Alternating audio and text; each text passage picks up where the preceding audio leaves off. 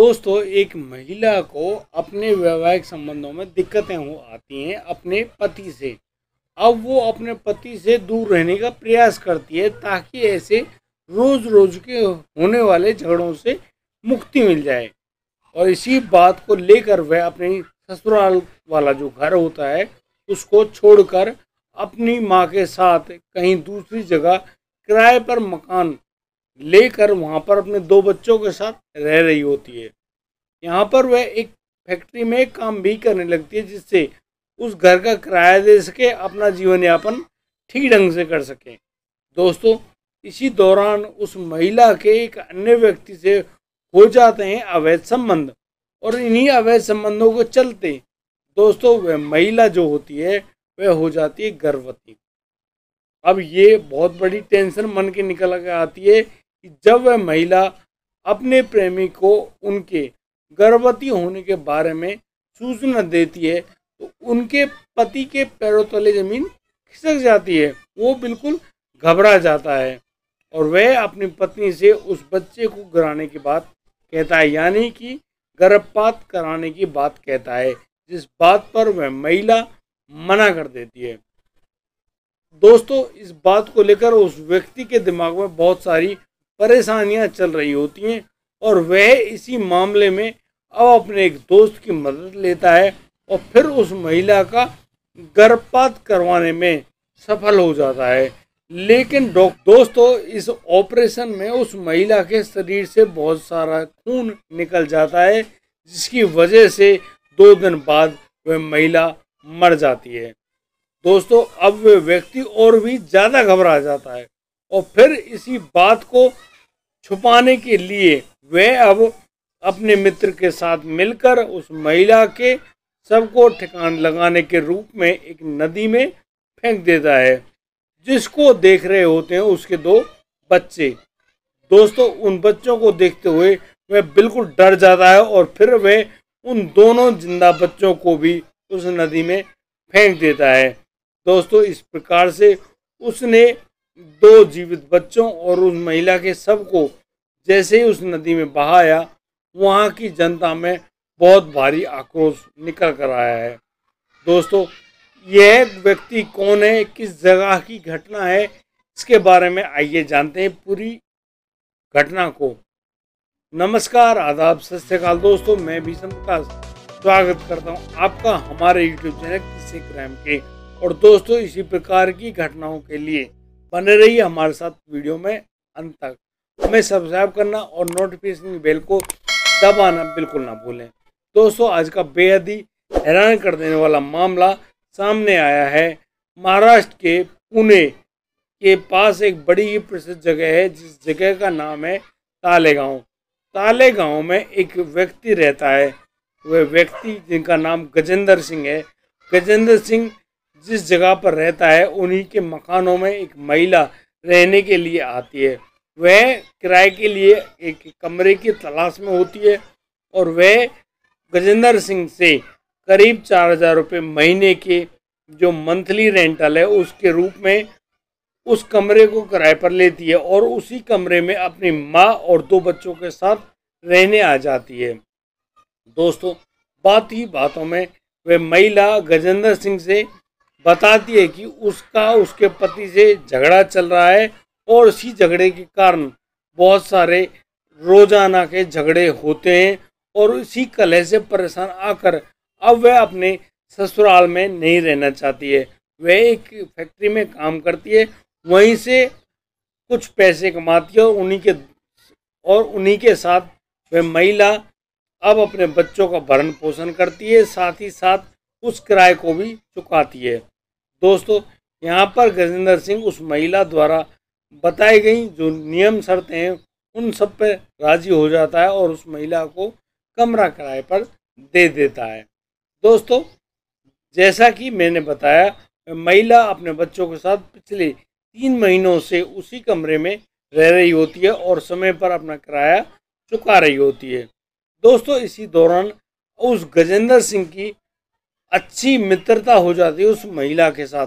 और दोस्तों, इसको अच्छी मित्रता ही नहीं, इसको मैं अवैध संबंध कहूँगा, यानी कि गजेंद्र सिंह और उस महिला के बीच में अवैध संबंध बन जाते हैं। और दोस्तों अब जैसे ही उन दोनों को समय मिलता है वो दोनों अलग कमरे में जाकर रंगरलियां मनाते हैं। दोस्तों ये दिन होता है 6 जुलाई 2024 का। यहाँ पर वह महिला अपने प्रेमी गजेंद्र सिंह को यह सूचना देती है कि वह प्रेग्नेंट है। और जैसे ही वह गजेंद्र इस बात को सुनता है कि उसकी जो प्रेमिका है वह गर्भवती हो गई है, और गजेंद्र का ऑलरेडी एक परिवार है, यानी कि वह शादीशुदा है, उसके घर में बीवी बच्चे भी मौजूद हैं, यानी कि अब उसको इस बात का भय लगने लगता है कि अब समाज में उसके लिए कितनी बातें उठेंगी, उस पर लोग लांछन लगाएंगे और पता नहीं उसको क्या क्या कर गुजरना पड़ेगा। इस बातों को लेकर वह बहुत ज़्यादा चिंताग्रस्त हो जाता है, और अब वह अपनी प्रेमिका से कहता है कि हम इस बच्चे को नहीं रख सकते, तुमको इस बच्चे को गिराना ही होगा। दोस्तों यहाँ पर वह महिला मना कर देती है कि मैं ऐसा बिल्कुल नहीं कर सकती, ये हमारे प्यार की निशानी है। लेकिन दोस्तों जो गजेंद्र होता है वह उस महिला को प्यार में लेकर बड़ा ढंग से उसको बहलाता है, फुसलाता है, और उससे कहता है कि तुम बिल्कुल न डरो, जैसे ही मामला सही हो जाएगा अभी हम इस बच्चे का गर्भपात कराते हैं, और जैसे ही यहाँ ये मामला ये घटनाएं सामान्य हो जाएंगी तब हम दोबारा से एक अच्छा घर लेकर वहाँ पर आराम से रह सकते हैं। मैं तुम्हें बड़े प्यार से उस घर में रखूँगा और तुम आराम से जितने चाहे अपने बच्चों को जन्म देना, हमें कोई दिक्कत नहीं है। गजेंद्र द्वारा कही गई बातों को वह महिला मान जाती है, और फिर गजेंद्र अपने दोस्त रविंदर के साथ मिलकर बनी हुई योजना के तहत उस महिला को 8 तारीख को एक हॉस्पिटल में ले जाया जाता है, और फिर 8 जुलाई को उस महिला का ऑपरेशन कराया जाता है, यानी कि गर्भपात कराया जाता है। लेकिन डॉक्टरों द्वारा की गई खामियों के बाद उस महिला के शरीर से बहुत ज़्यादा रक्त स्राव हो जाता है, यानी कि बहुत ज़्यादा खून निकल जाता है, और जिसके कारण उस महिला की बात जान पर बन आती है, और फिर देखते देखते वह महिला भी अपना दम तोड़ देती है। दोस्तों जैसे ही गजेंद्र का दोस्त रविंदर इस बात को गजेंद्र को बताता है तो गजेंद्र के होश उड़ जाते हैं। वह परेशान हो जाता है कि वह अब करे तो क्या करे, लेकिन वह अपने दोस्त से कहता है कि तुम उस महिला के शव को लेकर मुझे उस नदी के उस पुल पर मिलो। और जैसे ही रविंदर अपने साथ उस महिला के शव को एम्बुलेंस में डालकर ला रहा होता है, और यहाँ पर गजेंद्र के साथ उनके दोनों बच्चे भी होते हैं, यानी कि उस महिला के जो 2 बच्चे हैं, जिनमें से एक बच्चे की उम्र 8 साल है और एक बच्ची की उम्र 3 साल है, उन बच्चों को अपने साथ लेकर आता है गजेंद्र। उनके साथ उन बच्चों की नानी भी होती है। और दोस्तों अब जैसे ही रविंदर गाड़ी लेकर अपने दोस्त गजेंद्र से मिलता है तो गजेंद्र उस महिला के शव को ठिकान लगाने के रूप में उस नदी से नीचे गिरा देता है, नदी के अंदर, यानी कि उनको ठिकाने लगाता है उस शव को। दोस्तों इस पूरी घटना को वह महिला और वो 2 छोटे बच्चे देख रहे होते हैं। अपनी माँ को जैसे ही उस नदी में फेंका जाता है बच्चे बहुत बुरी तरह से रो रहे होते हैं, बिलख रहे होते हैं। और दोस्तों गजेंद्र अब इस पूरी हालात को देखकर और भी ज़्यादा डर जाता है, क्योंकि अब ये 2 बच्चे उनका भंडा फोड़ देंगे। और दोस्तों जैसे गजेंद्र अब एक बच्चे को उठाकर नदी में फेंकता है, उस महिला की जो माँ होती है, यानी उन बच्चों की जो नानी होती है, वह वहाँ से भाग खड़ी होती है। और दोस्तों देखते देखते गजेंद्र अब दूसरे जो 8 साल का बेटा है उसको भी नदी में फेंक देता है, यानी कि उनकी माँ को पहले फेंकता है और उनके 3 साल की बेटी और 8 साल के बेटे को भी नदी में फेंक देता है।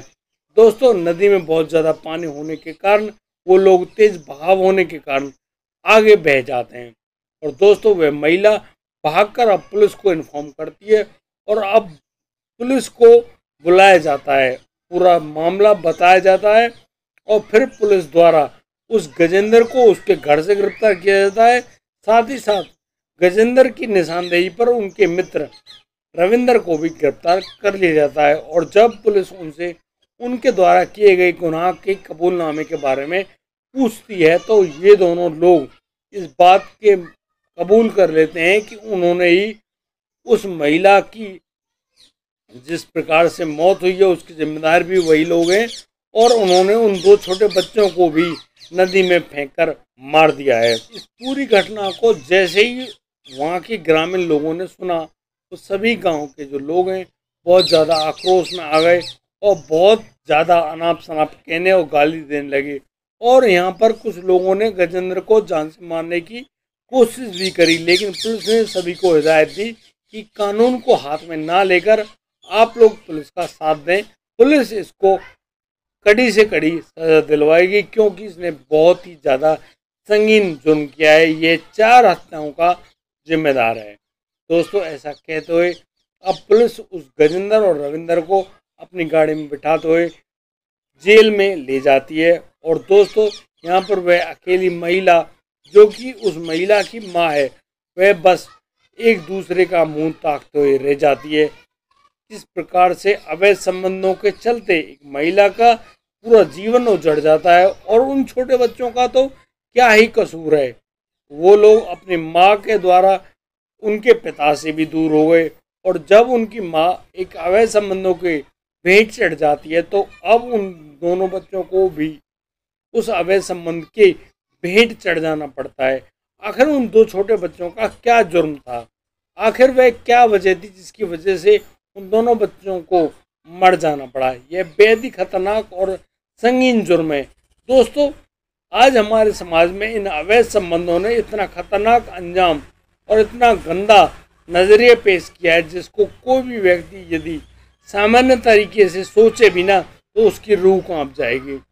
दोस्तों, लोग इन अवैध संबंधों की आड़ में आकर बहुत सारे गंदे कामों को अंजाम देते हैं, लेकिन उनको छुपाने के लिए वो और भी खतरनाक कृत्यों को करते हैं, यानी कि बहुत खतरनाक काम करते हैं, जिसकी वजह से ना जाने उन बेकसूर लोगों को भी मौत के हाथ जाना पड़ता है, यानी कि उनको उस अवैध संबंध का शिकार होना पड़ता है।